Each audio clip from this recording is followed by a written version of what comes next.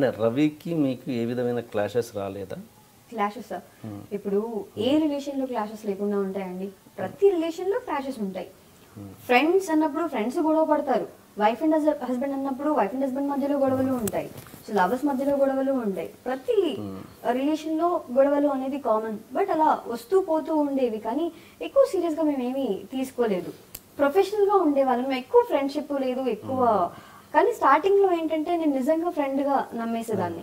అంటే true friends అంటారు కదా, అంటే మనకు నేర్పిస్తుంది. వచ్చిన 1 yearలోనే మనుషుల్ని చూసి వాళ్ళతో మాట్లాడి వాళ్ళతో ట్రావెల్ చేస్తే ఎవరు ఎలాంటి వాళ్ళు అనేది అర్థమవుతుంది.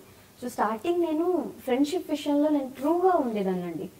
సో దాని తర్వాత ఇక్కడ నో ఫ్రెండ్షిప్, ఇలాంటి ఫ్రెండ్షిప్కి వాల్యూ ఉండదు అంటే నా పర్సనల్ ఎక్స్పీరియన్స్ని బట్టి నేను చెప్తున్నాను. సో ఇక్కడ చాలామంది ఫ్రెండ్స్ ఉంటారు, కానీ నాకు అంత త్వరగా ఎవరిని నమ్మకూడదు అనిపించింది. సో కలిసి కొన్ని ఇయర్స్ ట్రావెల్ చేసిన తర్వాత నమ్మాలి, కానీ నమ్మి ట్రావెల్ చేయకూడదు అనిపించింది. అది నేను తెలుసుకున్నాను.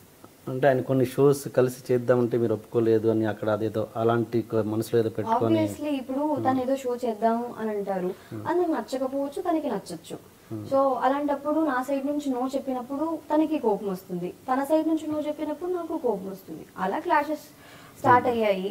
ఇండస్ట్రీలో రవి లేకపోతే లాస్య లేదు, లాస్య లేకపోతే రవి లేదు అన్నది ఇలాంటి మార్క్ ఏర్పడ్డది.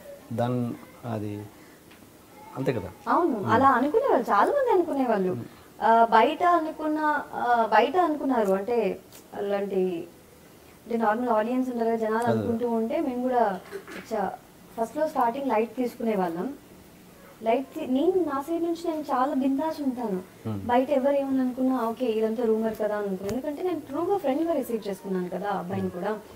సో దాని తర్వాత ఒక ఫేమ్ వచ్చేసరికి చెప్పాను కదా, ఒక ఫేమ్ వస్తే మనుషుల బిహేవియర్ చేంజ్ అవుతుంది. సో నేను నీకు లైఫ్ ఇచ్చాను అంటే ఎలా ఉంటుందంటే నేను లేకుండా నువ్వు లేవు అన్నట్టు పక్కన వాళ్ళు అలా మనతో బిహేవ్ చేస్తూ ఉంటే మనకే అనిపిస్తుంది మీకు ఎంత టాలెంట్ అన్నా ఉండండి, పక్కన ఒక అందమైన అమ్మాయి, ఆ క్యూట్ ఆ స్మైల్ లేకపోతే ఆ అబ్బాయిని చూసేవారు కాదేమో. ఏమో మేబీ నేను అంత టాలెంట్ ఉండకపోవచ్చు, నాకు ఉండాల్సిన టాలెంట్ ఎంతో కొంత ఉంది. నేను ఎంతో కొంత మాట్లాడగలను, నాకు ఇంత టాలెంట్ ఉంది నేనే టాలెంటెడ్ అని నేను చెప్పట్లేదు. నీ వల్ల నాకు ఎంత పేరు వచ్చిందో నా వల్ల కూడా నీకు అంతే పేరు వచ్చిందిగా. సో ఇండివిజువల్గా నువ్వు స్టార్ట్ చేసావు, ఇండివిజువల్గా నేను స్టార్ట్ చేశాను. అప్పుడు లాస్ట్ ఎవరో రవి ఎవరో ఇద్దరం కలిసి ఒక సంథింగ్ స్పెషల్ ప్లాట్ఫామ్ మీదకి వచ్చినప్పుడే రవి లాస్య అనేది బయటకు వచ్చింది. సో అప్పుడు ఇద్దరు ఈక్వల్గానే కదా, అక్కడి నుంచి స్టార్ట్ అవుతుంది ఈగో స్టార్ట్ అవుతుంది. అచ్చా ఓకే, కానీ నేను ఎప్పుడు ఏదైనా సరే అచ్చా ఓకే ఇక్కడ ఇలాగే ఉంటుందేమో నేను పాజిటివ్గా తీసుకునేదాన్ని. మన వాళ్ళతో మనకి ఎందుకు కాంప్రమైజ్ అవ్వడం, నాకు ఇక్కడ కెరియర్ ఇంపార్టెంట్, నేను ఇంకొంచెం ముందుకు వెళ్ళాలి, కొన్ని విషయాల్లో కాంప్రమైజ్ అవ్వాలి, మనకి పక్కనున్న మనిషి నచ్చకపోని మనం ట్రావెల్ చేయాలి. సో అలా ట్రావెల్ చేశాను. ఓపిక ఇందాకే చెప్పారు ఓపిక చాలా ఎక్కువ అని.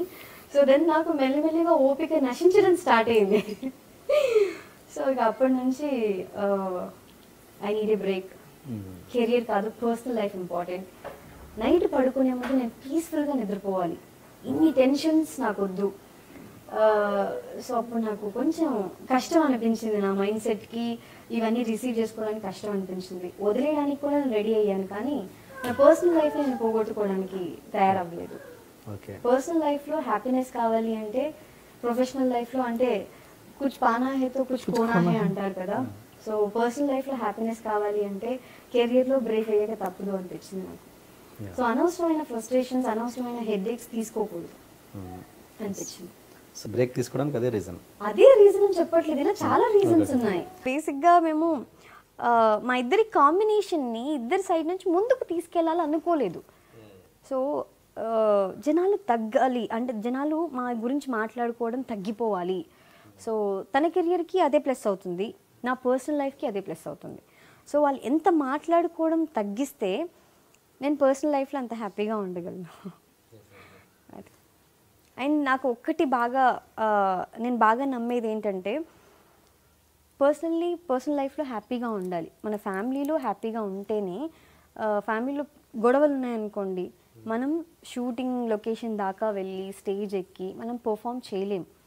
ఆ డిస్టర్బెన్సెస్తో మనం పర్ఫామ్ చేయలేము. ఇంట్లో ప్రశాంతంగా ఉన్నాము అంటే షూటింగ్స్లో మరింత ప్రశాంతంగా కొంచెం బుర్రవాడి మనం పర్ఫామ్ చేయగలుగుతాం. సో పర్సనల్ లైఫ్ హ్యాపీగా ఉంటేనే ప్రొఫెషనల్ లైఫ్ ఇంకా బాగుంటుంది అని నేను అంటాను. So personal life disturbance create చేసుకుంటే ప్రొఫెషనల్లీ మనం ముందుకు వెళ్ళలేము. సో అందుకు నాకు ఇదే ఇంపార్టెంట్, వీళ్ళే ఇంపార్టెంట్. అండ్ ఇది దృష్టిలో పెట్టుకొని, ఇది మనసులో పెట్టుకొని రవి మీకు వచ్చే అవకాశం రాకుండా చేశాడు అన్నది ఒకటి విన్నాను. ఎంతవరకు నిజం? ఏమో అయి ఉండొచ్చు, కాకుండా ఉండొచ్చు, అదైతే నాకు తెలీదు. బట్ మేబీ అలా పాసిబిలిటీ ఉందా? ఒక వ్యక్తికి వచ్చే అవకాశాలు ఇంకో వ్యక్తి రాకుండా చేయడం అన్నది అంటే ఉండొచ్చు, ఉండకపోవచ్చు. ఇద్దరం కలిసి కాంబినేషన్లో ప్రోగ్రామ్స్ చేస్తున్నప్పుడు, ఓకే కొత్త ప్రోగ్రామ్ స్టార్ట్ అవుతుంది, ఇద్దరిలో ఎవరిని అడగాలి? ఆన్ స్క్రీన్ మేము అంత బెస్ట్ కపుల్గా అని అనుకుంటున్నప్పుడు, ఆన్ స్క్రీన్ కెమిస్ట్రీ అంత బాగున్నప్పుడు ఇద్దరు మంచి ఫ్రెండ్స్ అనే అనుకుంటారు. మేము కూడా మంచి ఫ్రెండ్స్ అనే చెప్తూ వచ్చాం. ఎందుకంటే మన కెమిస్ట్రీ పడినప్పుడు మేము ఫ్రెండ్స్ కాదు అని చెప్పుకుంటే బాగోదు కదా. సో మేము ఫ్రెండ్స్ అనే చెప్పుకుంటూ వచ్చాం. సో అలా చెప్పడం వల్ల ఏమైంది అని అంటే, ఇద్దరిలో ఎవరిని అడిగినా ఒకటే కదా అనుకునేవాళ్ళు.